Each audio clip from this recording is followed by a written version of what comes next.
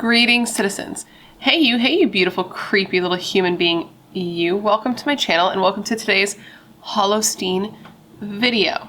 I'm so happy we could meet like this. I'm so happy that somehow in all of this craziness, today you and I were able to find each other on this crazy little planet that we call home. My name is Brittany or BRATTERSTEIN, whichever you prefer, and today we're going to be discussing the horrible, just absolutely horrible Liske family murders. Are you familiar? They happened on Halloween, hence it being a Hallowstein video. But before we get started, if you have not yet had the pleasure, please make sure to join the Brat Pack by subscribing and ringing that bell. I put out a new video every single week, sometimes 2 a week, like this week, hopefully. And I'd love to hang out with you. Yes, you specifically, you, but I can only do that if you join the Brat Pack and become one of us. One of us. One of us. One of us. And you can also follow me on Instagram and Twitter if you want. They're both BRATTERSTEIN, but no pressure. So today's video is sponsored by Dossier. Can you believe that Dossier still wants to work with me? It's blowing my mind. I'm so grateful, and I'm going to keep leaning with it and rocking with it until they realize that they are too good for me, right? So Dossier, if you are unfamiliar, is a fragrance company that creates luxury scents at a fraction of luxury prices, where most luxury perfumes, and if you've ever bought one you will know this, can cost anywhere from $100 to several hundreds of dollars. Dossier perfumes cost anywhere between $29 and $49, which is a lot more affordable, and they offer bulk deals where if you get like 3 bottles, you get 25% off and free shipping, which is just like a really good deal for those of us who are just trying to smell really good, but on a budget because life is hard right now. So today I have 2 scents that I'm going to open up with you, and I'm very excited to tell you about these ones because these are probably 2 of my household favorites that I've ever gotten from Dossier. So this one here, which is my personal favorite, is Floriantel Vanilla, which is inspired by the perfume YSL Black Opium. But Black Opium is literally $104, whereas the Dossier scent that smells exactly the same, from what I have heard, is $29. And the other scent I got is Woody Chestnut, which is inspired by the replica perfume By the Fireplace, but the replica one is $90, and I just don't understand who these perfume companies think they are, 1, and who we are, 2. It's just crazy. And you may notice, okay, 2 things about this one. 1, that's missing the cap, and 2, that it's been partially used. And that's because this one, my husband stole from me. He took this immediately upon smelling it and has made it his daily fragrance. And it's really weird because he's always been one of those like I only shower type of guys. Like he's not a cologne guy. He'll put on deodorant when I remind him, but he's not one to like wear a cologne. So yeah, he loves this one. If you have a man in your life and you need like a Christmas gift, I don't know, something about this one, he's all about it, and that's really weird for him, as I said, so you might want to check this one out. And it is a unisex scent, which is why I bought it in the first place, because I wanted to smell kind of unisex, but I haven't gotten to wear this one except for one time because this is his. This is, I guess he's sponsored by Dossier, I don't know. Anyways, Dossier is offering members of the Brat Pack 10% off their purchase of their new favorite fragrance by clicking the link down below and using the code BRATTERSTEIN at checkout. And I would highly suggest doing that because Christmas is coming up and I think these are pretty good gifts, if I do say so myself, and I do say so myself. Oh, and I actually forgot to mention one other thing, which is an important point to me when picking this company. This is something that was very important to me, is that they are a cruelty-free brand. And if you've ever bought luxury perfumes, a lot of them are not cruelty-free. And as a almost 10-year vegetarian and a cruelty-free cosmetic user, that's very important to me. So if that's important to you and all of that sounds good to you, please make sure to check the link down below, click on it, and use BRATTERSTEIN at checkout for 10% off your new favorite fragrance. And of course, I just want to thank Dossier for wanting to keep hanging out with me. I like you, and it seems like you like me, and I would like us to keep doing this because this seems like a pretty fun partnership. And of course, I want to thank you guys for always being so supportive of literally every single thing I do because you are tight as hell. Okay, so now that I'm done preaching the good word of Dossier, we can move on with this story. Now, this story is just a really sad and disappointing one, and everything we talk about here is sad and disappointing. We are talking true crime, but there's something about this type of case because, as I said, it's the Liske family murder. So there were several members of the family who were murdered, and It's sad because it seems like in this case, the family, particularly the father involved, really did everything they could to try to nurture and love his eventual murderer. Because this is a story of parricide, because the murderer is one of the victim's own children. And these kinds of cases really bum and kind of freak me out, because as parents, generally, if you are good parents, you do everything you can for your kids, right? You give up your youth and your time, and it's just like a lot, right? Being a parent is a lot of work, especially if you're doing it right.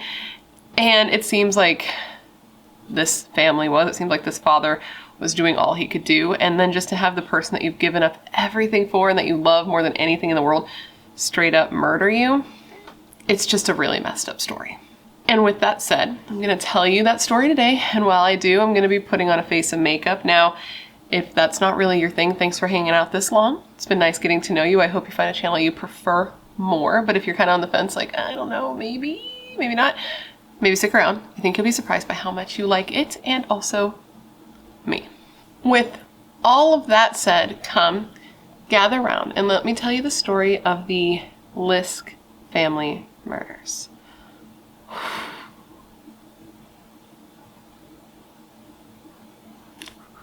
On Halloween, October 31st, 2010, an entire family was found dead in their homes, in their beds in Martin, Ohio. This family was William Liske Jr., who went by Billy and was 53 years old, his wife Susan Liske, who was 46 years old, and Susan's son, Billy's stepson, Derek Griffin, who was 23 years old. Now, there isn't a ton known about who this family was individually and as people, but I'm going to tell you everything that I was able to find.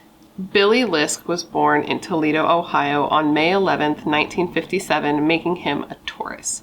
He was a big outdoors guy, and taking care of his property was his favorite thing in life. He was one of those guys who was just very big on taking care of his yard. He loved hunting and fishing and gardening. He was an Air Force veteran, and at the time of his murder, he worked as a front-end loader for waste management, which is actually where he met his then-wife, Susan, and he was known as being a loving husband. Susan Liske was born January 30th, 1964, making her an Aquarius. She had graduated high school from the Oak Harbor High School, which is incidentally where her son would later graduate as well, and she had received an associate's degree from Terra Community College. Susan was a faithful member of the St. John Evangelical Lutheran Church, and like her husband, she loved being outdoors. She loved hunting, camping, and gardening, and was known as being a great friend and an amazing mother to her sons, Devin and Derek. Derek Griffin was born July 30th, 1987, making him a Leo. He, like his mother, had graduated from Oak Harbor High School, and also like his mother, he was a big part of the St. John Evangelical Lutheran Church. It seems to be a theme with this family, but Derek, too, loved the outdoors, particularly the water. He would often take out his sailboat or his father's inflatable dinghy and just go out on the water in the early morning hours to feel the peace and the calm. On Sunday, October 3rd, 2010, 16-year-old Devin Griffin returned to the home that he shared with his mother Susan, his stepfather Billy, and his brother Derek. He had been spending the night at his biological dad's house and had returned home after performing in the church choir. And when he entered the home, he found that it was quiet. He didn't really think anything of it and just headed upstairs to play video games in his room, as I was going to say as teenage boys do, but as grown-ass men also do, as all males, many males do.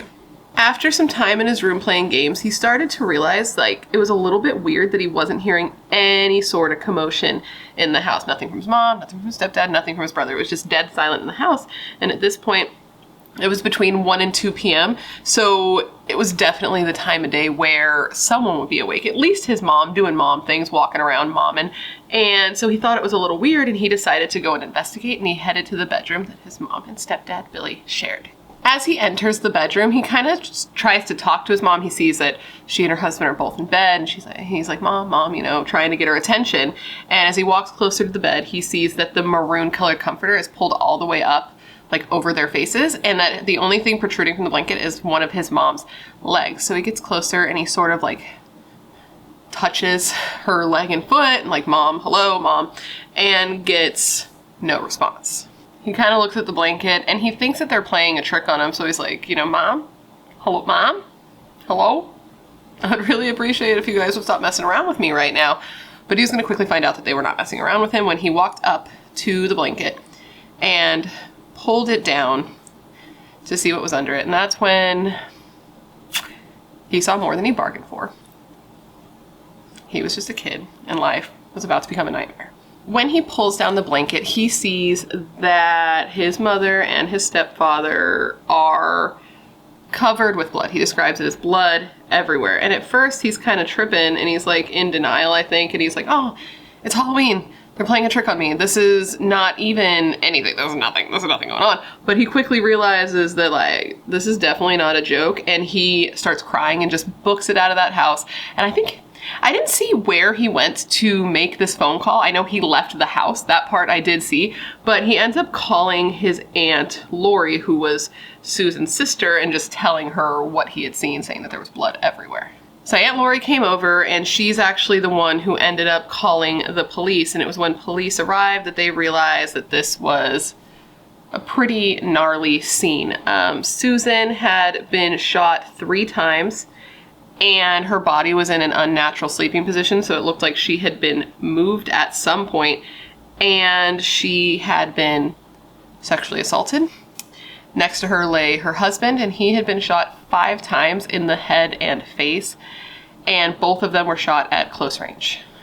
Next, police move through the house, and this is where they discover the family's son, Devin's brother, Derek. His bedroom door was locked and they knocked and there was no response. So they ended up actually having to kick the door in. And when they entered, they found 23-year-old Derek dead in his bed. But unlike Susan and Billy, Derek had been bludgeoned to death. He had been beaten to death with a claw hammer that was later found in the home because the killer left it at the crime scene. And he was still in his bed under the covers, and it appeared he had just been attacked in his sleep. So police start speaking to 16-year-old, who I can only imagine is an absolute wreck at this point. And he tells police that at first he really believed that this was just a prank, that his family had had a little Halloween party the night before. So he just kind of assumed that they were messing with him and really in the spirit, and that he was just completely taken aback at the fact that this was actually happening. And when they continued to speak to him, they discovered that Devin had actually been at the house earlier that morning. You see, Devin and Derek were both Susan's sons from a previous marriage, and Devin had been at his biological dad, Gary's house, and I believe he was spending the whole weekend there. But he had a performance in the church choir that morning because it was Sunday morning, and he realized that at his dad's house he didn't have like a nice shirt. And this little tidbit of information really humanized these people for me, because it just seems like such how do I explain this? Having all of your like nice things and these little details of having like a nice shirt just seems like such a mom thing that I'm not surprised that like his dad didn't have that at his house, and it just kind of humanized them a bit for me because it seems like such a mom thing too to have that at her place. But either way, Devin says that when he entered the home, he was surprised at that point to see his stepbrother there. And I'm saying his stepbrother, not his brother Derek, who was killed, but his stepbrother, whose name was William Liske. Liske? Shit, I keep mixing those two up. I think it's Lisk. William Liske Jr. But he was actually Junior because, okay, remember the dad is William Liske Jr. and we call him Billy? Well, this is William Liske Jr. then, but he went by BJ. So for the rest of this, I'm going to call the son BJ, dad Billy. Anyway, moving on. BJ was 24 years old, and the reason that Devin was surprised to see him is because Billy didn't live at the house anymore. He was just there visiting. Apparently, he had spent the night before. And the two spoke. Devin said there wasn't anything out of the ordinary. They exchanged their hellos. The only thing that was a little bit weird, besides the fact that he was there when he didn't live there, is the fact that he was, like, strangely in a good mood, and apparently BJ was kind of known as being, like, unpleasant notoriously. He was the black sheep of the family, or the black cloud over the family. Like, he just wasn't a nice guy. So for him to be nice and be like, hello, how are you doing? How long are you going to be in and out of the house? Was like odd for Devin, but he didn't really think of it much at the time. So upon police investigating the scene, it was determined that Derek, 23-year-old Derek, was likely the first person killed, which would make sense because think about it, if Billy and Susan had been shot first, Derek would have likely heard these shots and came to their aid, and he wouldn't have still been laying in bed when he was killed. It was also thought that Derek may have been killed first as a practical move or a resourceful move.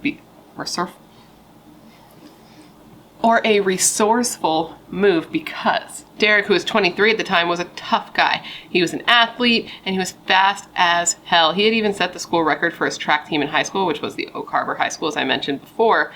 And he was a second-degree black belt in Taekwondo. So, like, he could have definitely handled himself if somebody had attacked him and he had seen it coming.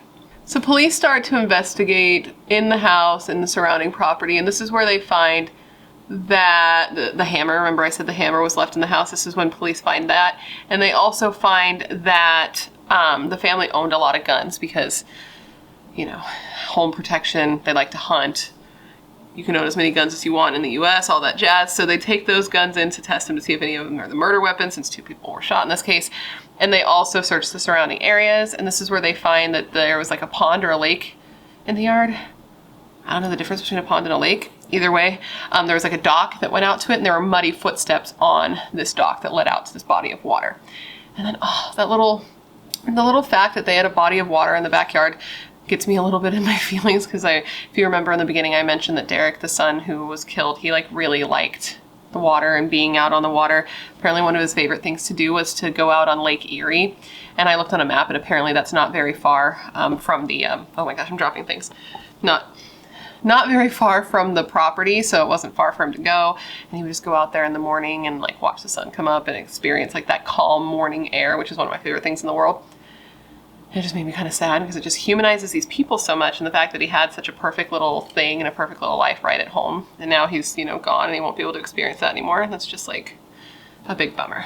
Anyway, police did test on all the guns recovered from the family's home, and it didn't turn out that any of these guns were the murder weapon. They also started to toy with the idea that maybe the murder weapon had been thrown in that body of water behind the house, because there were muddy footsteps on that pier leading out into the water. But when police searched that lake, they searched it pretty thoroughly. I believe they even drained it. Nothing was found. So, did they ever find the murder weapon? They do find the murder weapon. Oh my gosh. Oh my gosh, my brain does not work properly anymore because it's busy making a human. So police spoke to Lori, to Devon's aunt and Susan's sister, and she told them that one of the trucks, I think it was a white Ford F-150, correct me if I'm wrong, if you know, was missing from the property. And she also told police that she had been trying to call the family home that morning between 7 and 9 a.m., but was unable to get a hold of anybody, which was odd for them. And this made police believe that this could be because the family was already dead at that point. And another thing that kind of corroborated that is that they canvassed the area, obviously, and they spoke to neighbors. And one of the neighbors in the area that was also friends with the family told police that she had heard gunshots, like the light sound of gunshots.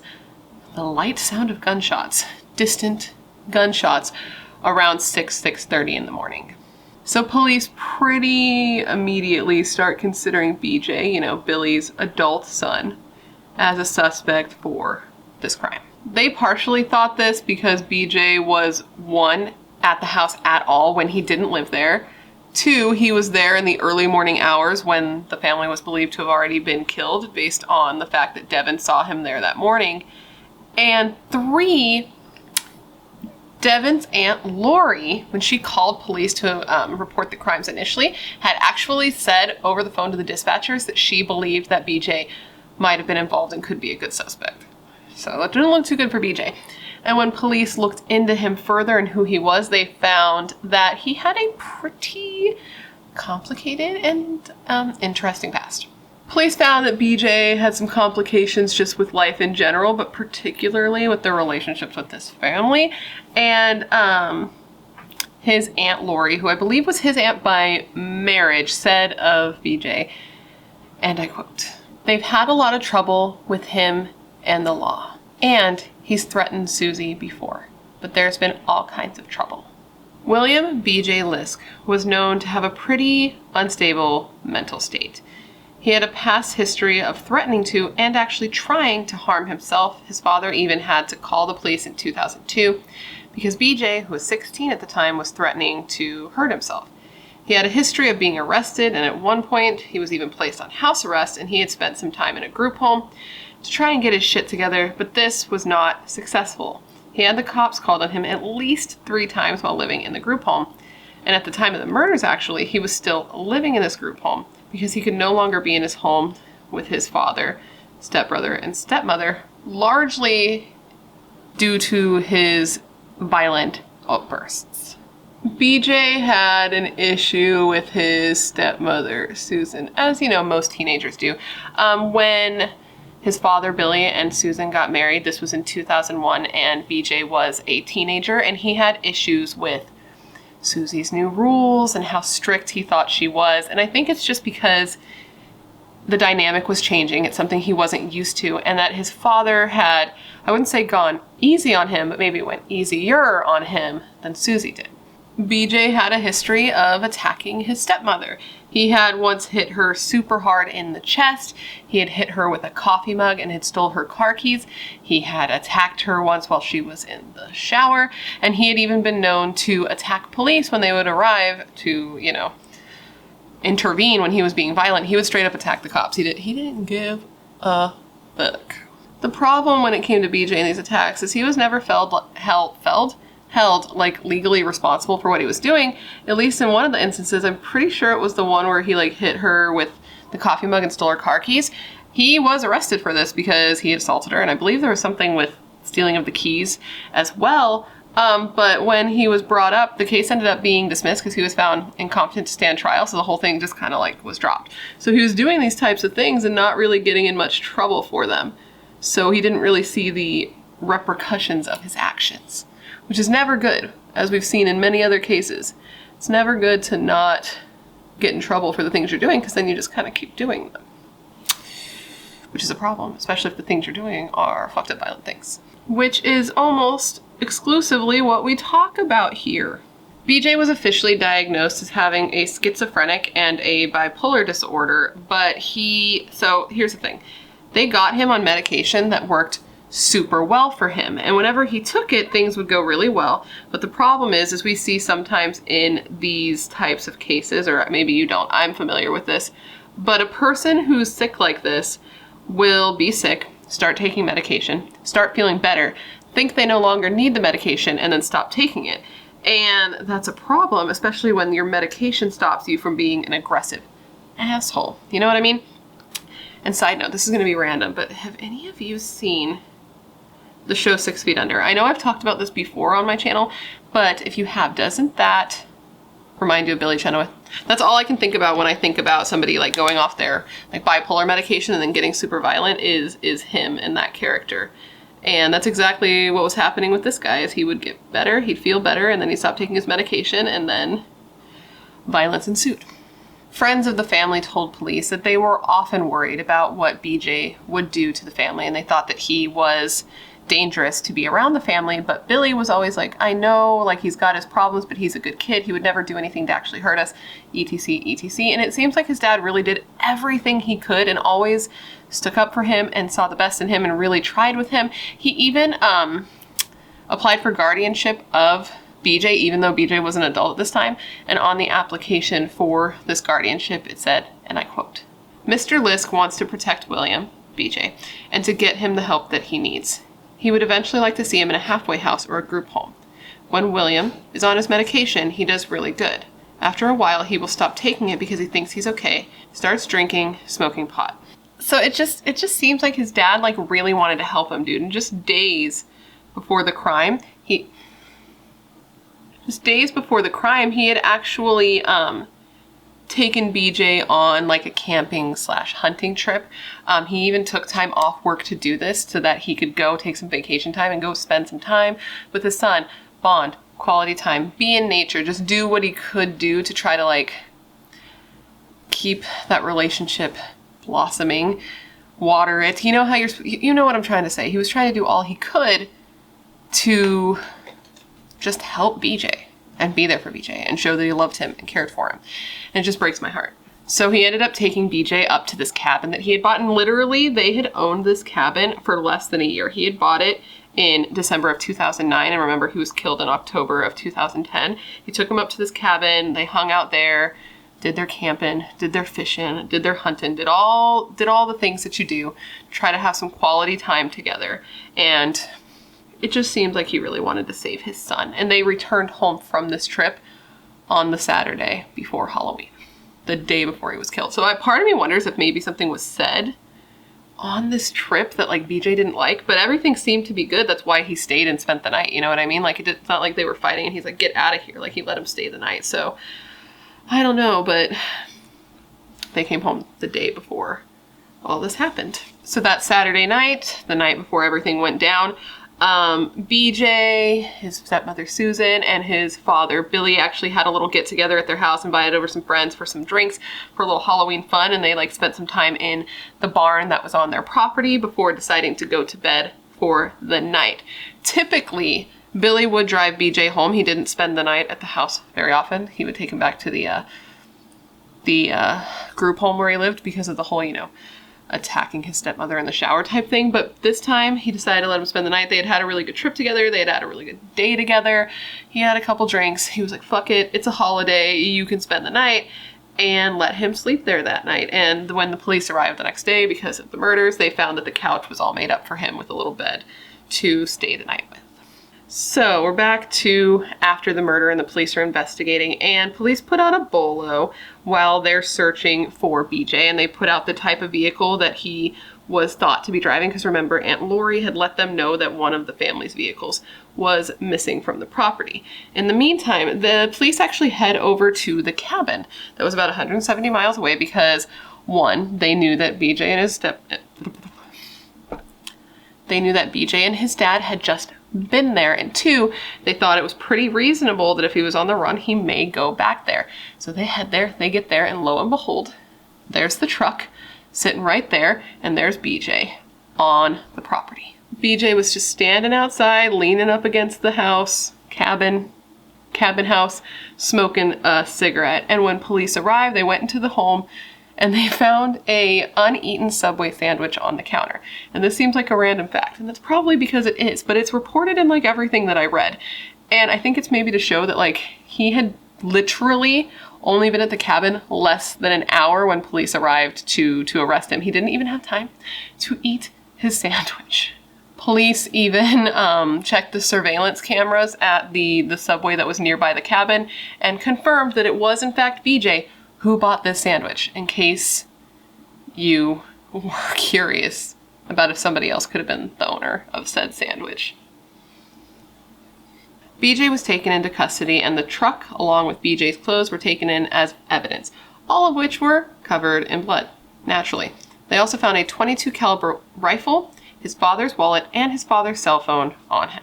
When police got there to arrest BJ, they were actually told to like be careful because he was armed and likely dangerous. But when they arrested him, there was literally no issue. He went in without a problem. But that doesn't mean that BJ's not a violent person, because later when he was in jail, they had to move him from like one cell to another cell, right? And when they were going to move him, they told him he needed to put on this suicide prevention schmuck because like he's always starting to kill himself and stuff. And he was like, I'm not doing that. I'm not taking my clothes off, right? So the officer goes and tries to like remove his shirt, and BJ flips out and he punches him in the jaw and he scratches him across the face. And the cops at this point are like, listen, bro, if you don't get your shit together, we're gonna stun gun the fuck out of you. And he's like, okay. And then he complied. So as I stated, BJ was arrested, and when arrested, he was actually held on a $3 million bond because, you know, what he did was super serious, probably $1 million per murder. And he was up for the death penalty due to the severity of the crime. While in prison, he was scheduled to have a competency hearing due to his history with mental illness. And he did have this hearing, and he was declared sane, so he was able to stand trial. In the months after the murder, BJ actually incriminated himself more than once. In one occasion, he was on the phone with his biological mother, and his mother was reading him an article about the murders over the phone, and she was just like, you did this, you did all of this. And BJ was just like, yes. And this was recorded because all phone calls are recorded in jail. I don't think anyone was really questioning if he did it, but he literally just like admitted to it on the phone with his mom. Initially, BJ did plead not guilty, but in the end, he ended up pleading guilty to 3 counts of murder, and in exchange for his guilty plea, the death penalty, was taken off the table.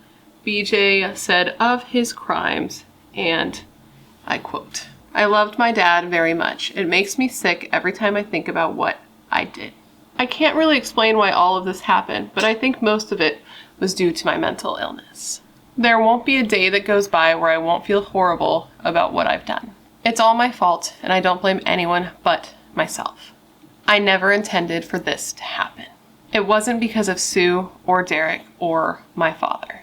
I believe it was my internal struggle with my mental illness. BJ was sentenced to life in prison without the possibility of parole. Now for a little sort of where are they now segment, in case you were curious as to like what's going on with them recently. So where is William BJ Liske Jr. now? Well, he's dead. He died in prison on March 15th, 2000, March 31st, 2015. Of a self-inflicted wound. So he took his own life in jail. And I'd hate to end this on such an absolute bummer of a statement, but that, my friends, is the story of the Liske family murders. I'd like to ask you, like, what do you think? But I feel like we'll all be in agreement that that whole story is a bit of a bummer. It definitely seems like this guy, BJ, had a lot of fucked up stuff going on in his head, and it's just a real shame that he didn't allow himself to accept the help that he was being offered. It's just frustrating. I'm not trying to give him any sort of like a pass for what happened just because he was sick, because here's the thing. If you have a mental illness like he did, and you know that taking your medication helps, and you know that when you stop taking your medication, you become violent, and you choose to stop taking your medication, and then you do something like this, that's kind of on you, bud. Like you knew that you needed this and you chose to stop taking it, and now your family's dead. And it's not like he didn't know what he was doing. He knew what he was doing. He knew to cover up the bodies with a blanket. He knew that he then needed to run to the cabin. He knew to take the truck. He knew what he was doing. So it's just disappointing all around. Especially because, man, it really does seem like his dad was doing everything in his power to help him. And I can only imagine, like, if he knew what was happening, the terror that he must have felt. It doesn't seem like he did. It does seem like he was shot while he was asleep, taken by surprise. So he didn't know what was happening, which I guess is like a blessing, whatever. But Susan wasn't so lucky. I think she was probably awake at least for a part of it. And I can't imagine the fear that must have been, especially because if you think about it, if this guy has this history, she was probably afraid with him being in the house in general. She was probably like, okay, we're gonna let him spend the night, like I'm being a good wife, I'm being a supportive wife. I know your son, you love him, he's got troubles, let's give him the benefit of the doubt. And then to just like wake up like that to your husband being shot in the head by his own son and just knowing what could happen to you next, like, that's just too much.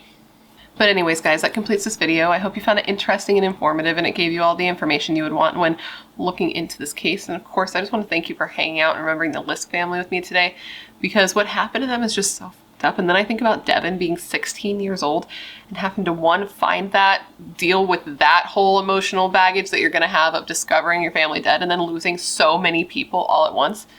It just seems like too much to handle. Please let me know of any cases you would like to see me cover next. As you know, I have a long list, but I need suggestions for both morbid makeup and Hallowstein, because the time I'm filming this, I haven't finished filming Hallowstein videos yet, so it's possible that you could still get your request in time. So go ahead and leave it down below, anything that's spooky related that could fit into this month, and of course for morbid makeup as well, because that's going to continue right away in November. And I'd love to hear your suggestions, because I know you're filled with good taste and good ideas. Otherwise you would not be here. Of course, don't forget to join the Brat Pack by subscribing and ringing that bell, because I put out a new video every single week, sometimes more than one a week, and I'd love to hang out with you. Yes, you, specifically you. And speaking of hanging out, if you want to hang out more consistently, all my social media will be linked down below: Instagram, Twitter, Facebook page, and Facebook group. I love talking to you guys on there, and I also list down below all the makeup that I use, nail polish. I would put these earrings, I freaking wore these, and I saw so many comments from you guys liking them. The company no longer exists. I went to my email and I went and I searched them and I found the link and I went and they're just gone. Their Instagram's gone, everything's gone. So I'm so sorry. If you want me to stop wearing them, I will. I just thought they were cute for Halloween, you know, so. But all that's listed down below for your convenience, along with the link to my merch. I don't know if you saw yet, but I made this shirt. Isn't it so cute? I freaking love this shirt. It comes in black as well. So if you want to get one, it's linked down there for you as well. And I've got other designs that are in the works, if you will. And hopefully there will be one released very soon, which is cool. Oh, ooh, one more thing. If you want to see another true crime creator cover the story, or you want to see a crew crime creator cover the story, check down below because I'm going to link a video from Better Off Red. The time I am filming this, she just uploaded her video, I think yesterday, on this case, and I did watch it, obviously, and I love the way that she tells stories just in general, and I thought it was cool that we covered the same story. So go ahead and check her out down below. If you like my channel, you will likely like her channel because she's got just the good vibes. She just seems like a fun time, and she likes to go roller skating, which is cool because I can't even stand on roller skates. So check her out down below.